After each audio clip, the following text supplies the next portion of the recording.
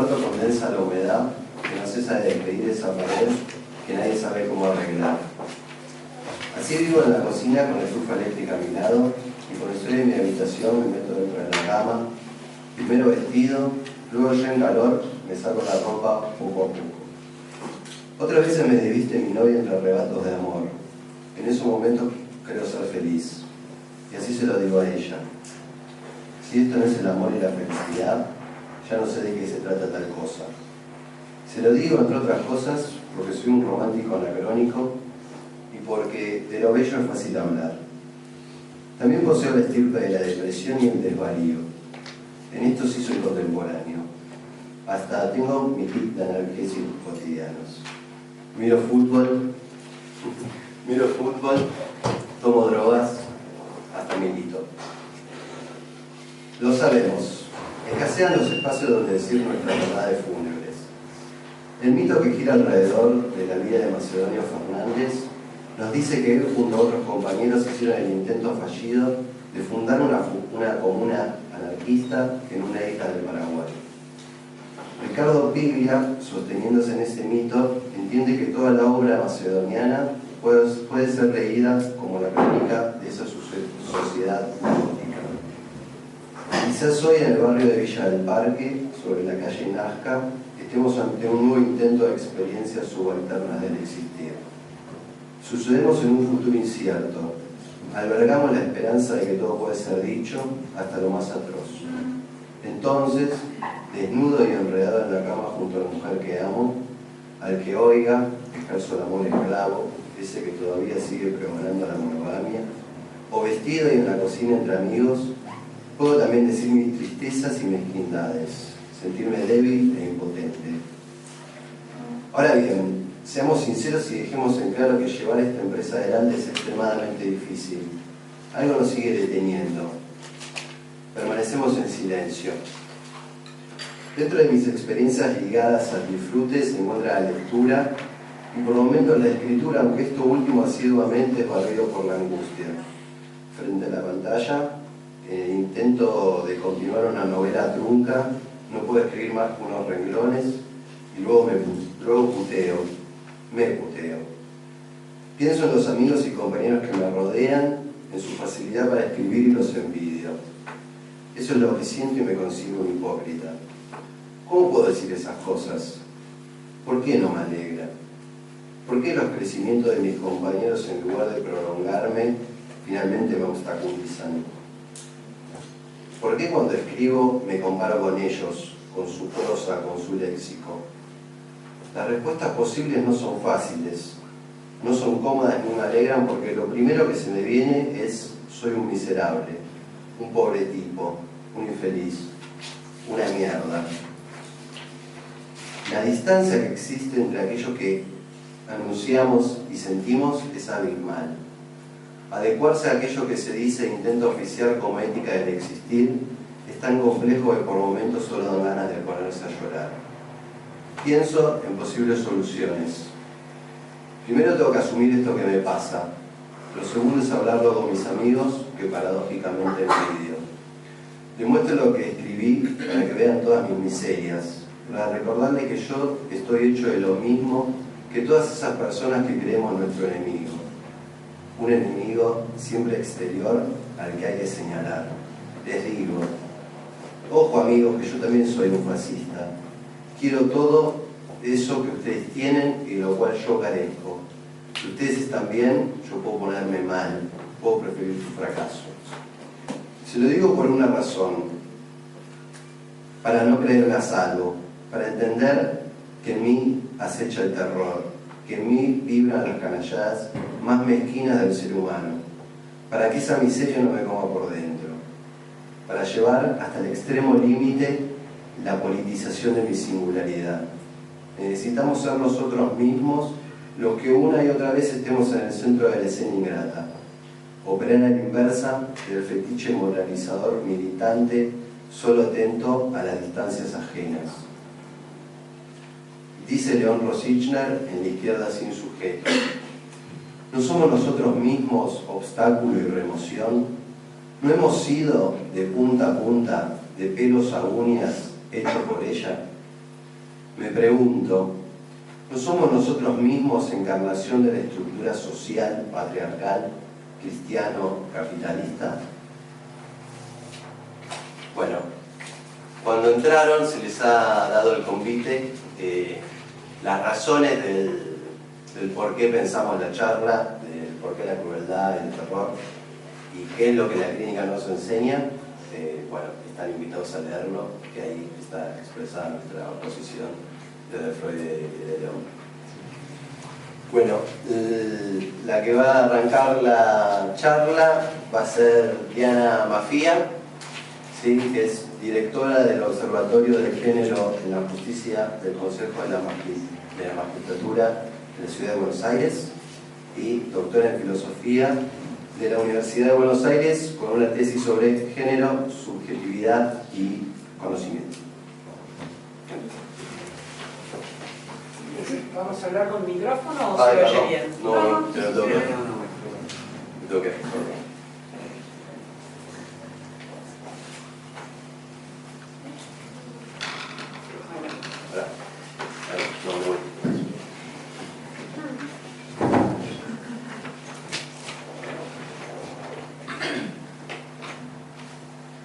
Nada, es simple. Mira eso. Bueno, muchas gracias por la invitación. Estoy muy contenta de estar acá. Es un lugar que quiero mucho. Le contaba a Virginia que vine muchas veces. Por distintos motivos. Vinimos con Luana, lo cual lo hace para mí un lugar muy entrañable también. Poder tenerla conmigo. Cuando entré, recordé, creo que la última vez vinimos juntas. Y porque además estuve en muchas oportunidades que eran para celebrar cosas, ¿no? Celebrar la militancia, celebrar la cantidad de años que hace que una cooperativa de salud mental con ciertas ideas sobre construir salud y no simplemente censurar la enfermedad transitan por acá, y porque es una tabla de salvación para muchas personas que podrían haberse arruinado la vida como Luana si no hubieran encontrado en su naufragio una posibilidad de pensarse de otra manera. Así que me da muchísima alegría poder compartir con ustedes esto, aunque el tema es un tema difícil, que tiene que ver efectivamente con una pedagogía de la crueldad. Vamos a hablar del femicidio, y vamos a hablar del femicidio no como una tragedia individual donde una persona agrede a otra y la mata, sino que vamos a hablar de un sistema femicida, y hablar de un sistema femicida implica hablar de política, hablar de relaciones de poder, de relaciones de opresión, y también implica que algo que es muy trágico en la condición femenina, y es que por la asignación de ciertas funciones a las mujeres, por la asignación a nosotras de transcurrir nuestras vidas en el espacio privado, ser quienes garantizamos la reproducción biológica y sobre todo el primer cuidado. El trabajo reproductivo implica no solamente tener hijos legítimos para que hereden legítimamente lo que acumula el capital, sino también reproducir socialmente los roles en una sociedad y también reproducir la fuerza de trabajo gratuitamente, que ese es un tema que no viene a cuento hoy, pero que es bueno tener en cuenta cuando pensamos todo lo que reproducimos cuando nos quedamos encerradas en nuestras casas. Reproducimos hijos, reproducimos roles sociales y reproducimos gratuitamente la fuerza de trabajo que si tuviera que tener un salario seguramente no permitiría que algunos acumulen lo que acumulan, ¿no? Cuando pensamos todo esto y nos detenemos en la cuestión de la reproducción social, ahí veo esa cuestión pedagógica como algo muy cruel, porque somos las trágicas reproductoras de los mismos sistemas que nos oprimen. Nosotras muchas veces transmitimos y educamos en roles que son aquellos roles que socialmente garantizan que vamos a seguir en condiciones de opresión. No somos las únicas que hacemos eso, ¿no? Cualquiera que entre a un sindicato de la CGT puede ver que se reproducen trágicamente roles que oprimen también en otros sitios, y no solo con cuestiones de género. Pero me parece importante pensar que cuando hablamos de violencia y hablamos de algo que parece ocurrir puertas adentro, en realidad estamos hablando de algo donde llevamos adentro toda una serie de estructuras de poder y las reproducimos y garantizamos que continúen en aquellas personas que quizás son de las que más amamos, como son nuestros hijos e hijas. Como tengo muchos años, me senté primero, mientras te esperaba, Alfredo, porque estoy muy viejita. Recuerdo cuándo fue que la violencia dejó de ser un problema subjetivo, individual y de puertas adentro y pasó a ser un problema público. Y eso ocurrió en la madrugada del 14 de febrero, el Día de los Enamorados, ¿no? Sí. El 14 de febrero de 1988, Carlos Monzón tiró por un balcón a Alicia Ruiz. Alicia Ruiz, no, perdón, es la jueza de la Suprema Corte. Alicia Muñiz. Ese mi trabajo nuevo me lleva a lugares inesperados. Yo tengo un psicoanalista, ¿no? Si te contaron los detalles. Alicia Muñiz. ¿Recuerdan el caso de Monzón y Alicia Muñiz? O si no lo recuerdan, saben que ocurrió porque hay gente acá que no había nacido en el 88. ¿Quiénes no habían nacido en el 88? Es maravilloso. Nada más. Era en Mar del Plata, en unas vacaciones, febrero, y de pronto en todos los diarios, porque él era un hombre público, sale que había ahorcado y tirado por el balcón a quien entonces era su mujer.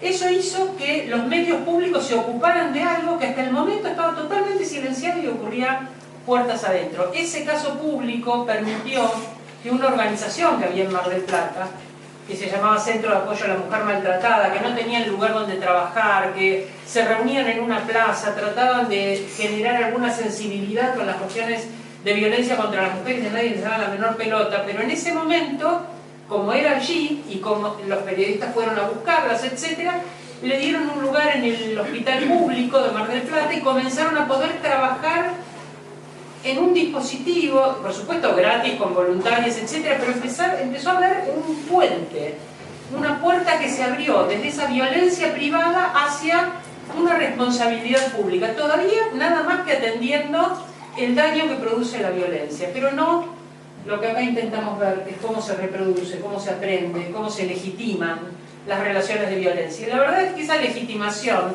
esa puerta que se abrió, lo que mostró es un modo de construir las relaciones familiares y las relaciones amorosas que tiene que ver con la patrimonialidad, tiene que ver con que tradicionalmente, en la antigüedad, pero también en la modernidad, las mujeres y los hijos eran, y siguen siendo en cierto modo, propiedad de los varones.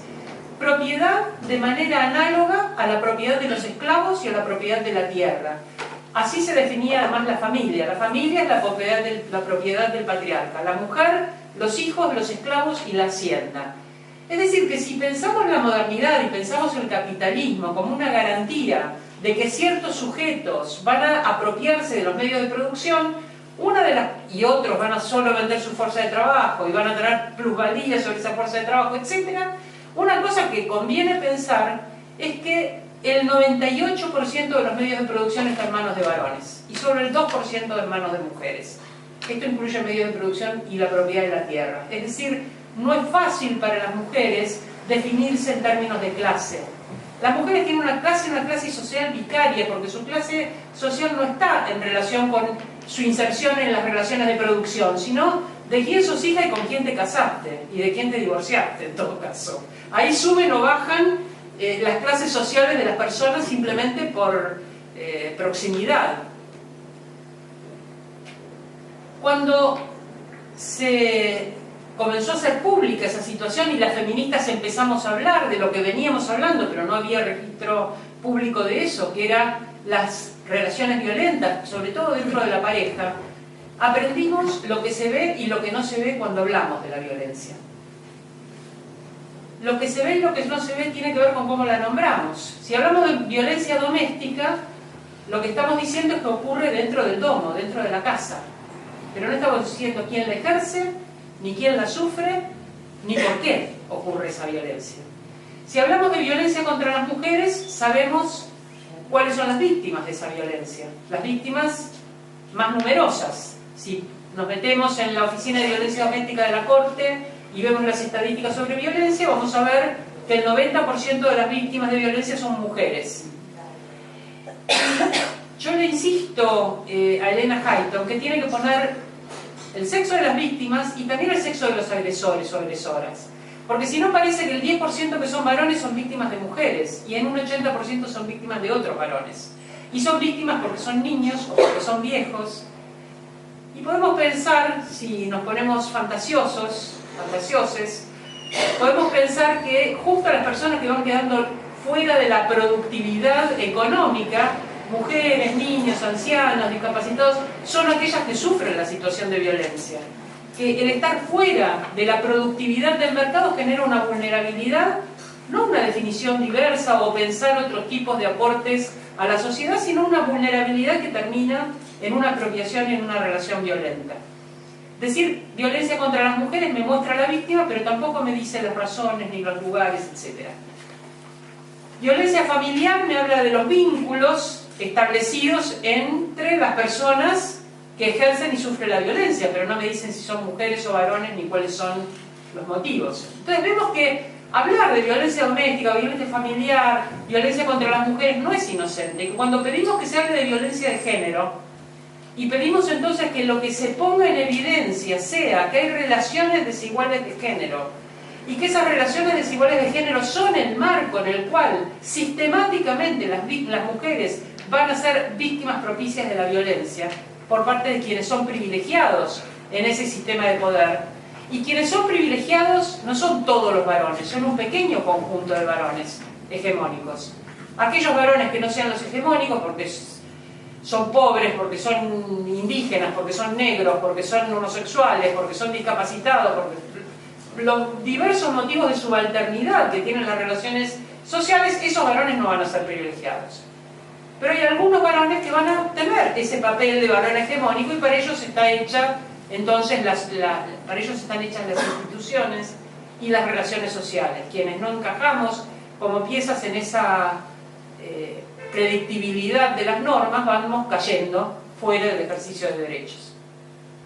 Entonces, violencia de género nos permite pensar que las relaciones de género son fundamentales para definir el contexto en el cual se produce la violencia y para definir parte de las causas de la violencia. Esto justamente dio lugar, algunas cosas las voy a leer, si me permiten, espero no ser muy soporífera, pero me interesa definir lo que fue en su origen la idea de femicidio, que es el tema que hoy nos invitaron a exponer. El concepto de femicidio se pensó desde su comienzo como un concepto político y lo definió Diane Russell cuando lo usó en el Tribunal Internacional de Crímenes contra las Mujeres en Bruselas en 1976. Una fecha significativa también políticamente para nosotros, ¿no? Ella definió no el femicidio como un acto, sino lo que llamó un sistema de violencia femicida. Es decir, cuando ocurre la muerte, cuando ocurre el asesinato, ocurrieron una serie de cosas antes que comprometen al Estado. Y Diane Russell lo define así, dice: el femicidio está en el extremo final de un continuum de terror sexista que incluye una amplia variedad de abusos verbales y físicos como la violación, la tortura, la esclavitud sexual, particularmente por prostitución, el abuso sexual infantil incestuoso o extrafamiliar, las golpizas físicas y emocionales, el acoso sexual por teléfono en las calles, en las oficinas y en el aula, la mutilación genital, clitoridectomías, escisión, infibulaciones, las operaciones ginecológicas innecesarias, histerectomías, la heterosexualidad forzada, la esterilización forzada, la maternidad forzada por la criminalización de la anticoncepción y del aborto, la psicocirugía, la privación de comida para mujeres en algunas culturas, la cirugía plástica y otras mutilaciones en nombre del embellecimiento. Siempre que estas formas de terrorismo resultan en muerte, se convierten en femicidio. Yo enumeré, no sé si demasiado rápido, pero una enorme cantidad de cosas. ¿A quién le pasaron alguna de estas cosas?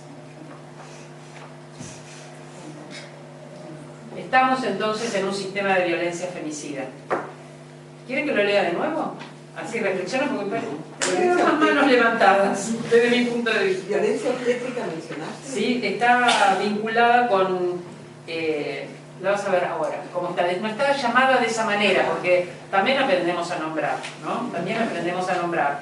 Aprender a nombrar es establecer una categoría, poder hacer un análisis con esa categoría. En este momento ni siquiera se usaba la categoría de género.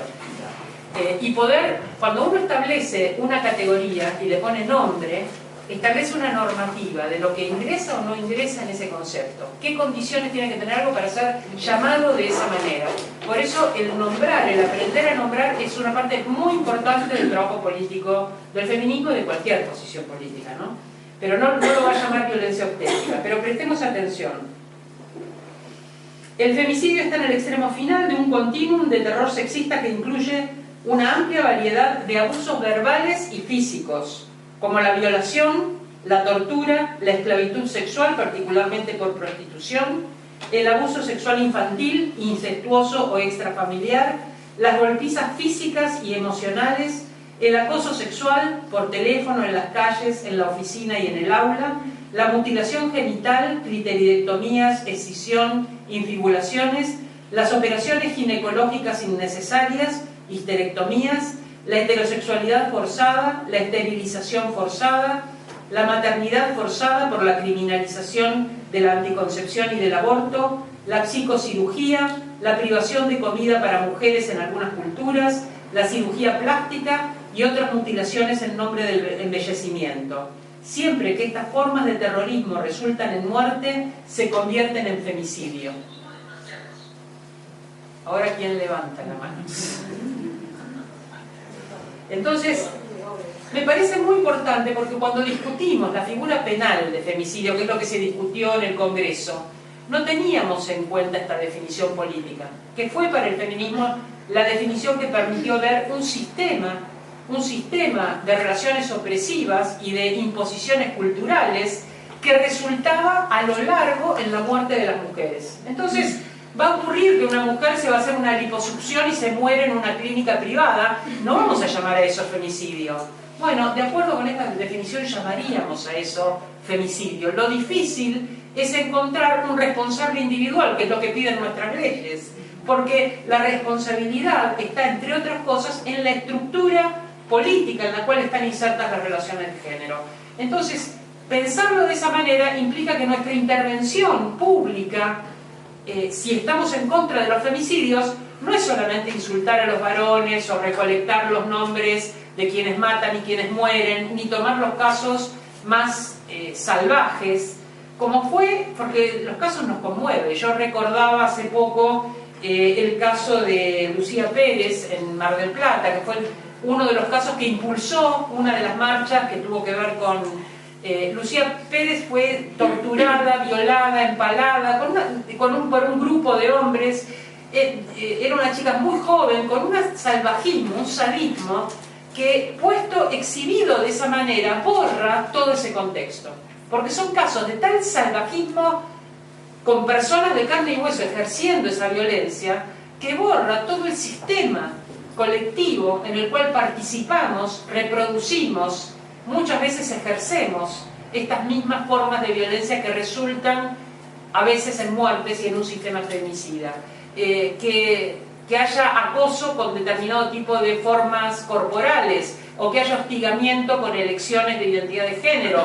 Estas cosas que colectivamente se llevan adelante pueden no considerarse que son parte del sujeto femicida, porque el sujeto es colectivo también y es en cierto modo abstracto, no son solo las personas concretas, es también ese sistema de poder. Una limitación quizás en ese momento para pensar los femicidios es que lo que tenía en cuenta, sobre todo Diane Russell y el feminismo de los 70, era la posibilidad de que el lesbianismo, la agresión hacia mujeres por su orientación sexual, que además era un modo de militancia y era un modo de posición ética y política en ese momento, y probablemente siga siéndolo, que eso pudiera ser también una de las formas en las cuales se criminaliza a las mujeres y puede terminar formando parte de este sistema violento. Pero todavía teníamos una idea bastante dicotómica de qué significaba ser una mujer o un varón, porque la orientación sexual puede no cambiar la condición de mujer o de varón.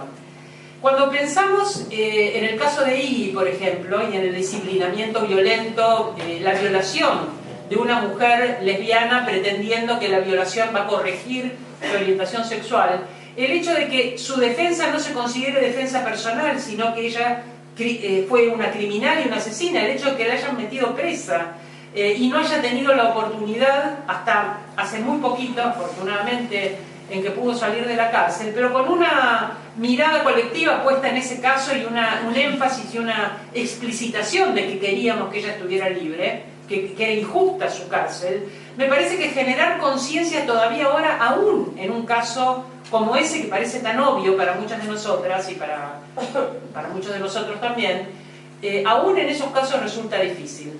Pero no teníamos en ese momento tampoco la posibilidad de pensar las identidades como algo mucho más complejo y mucho más plural. Quiero poner otro ejemplo, que es el ejemplo del asesinato de Diana Zacayán.